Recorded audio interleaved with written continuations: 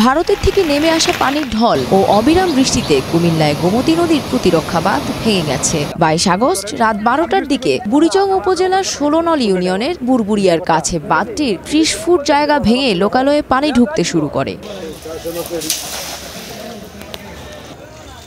এ ঘটনার পর আশেপাশের মসজিদের মাইকে ঘোষণা করেছেন স্থানীয় বাসিন্দাদের নিরাপদ দূরত্বে চলে যাওয়ার জন্য। বিষয়টি নিশ্চিত করেছেন পানি উন্নয়ন বোর্ডের কুমিল্লার নির্বাহী প্রকৌশলী খান মোহাম্মদ ওয়ালিউজ্জামান।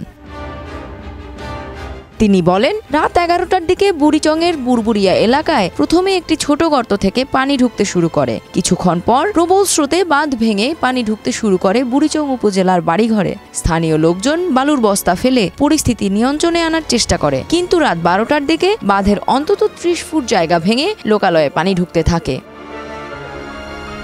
এ বিষয়ে বুড়িচং উপজেলার নির্বাহী অফিসার শহীদ আক্তার বলেন, বাঁধ ভেঙে যাওয়ায় 16 নল, পীরযাত্রাপুর, সদর ইউনিয়ন সহ আশেপাশের বেশ কয়েকটি ইউনিয়ন প্লাবিত হচ্ছে। বাঁধ ভেঙে যাওয়া শঙ্কায় সন্ধ্যা থেকেই লোকজনকে নিরাপদ স্থানে আশ্রয় নিতে এলাকায় মাইকিং করা হয়।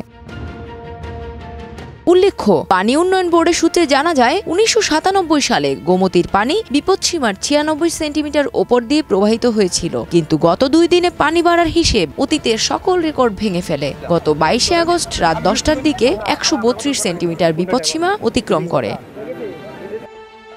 সংযুক্তা শুভ্রা, দেশ রূপান্তর।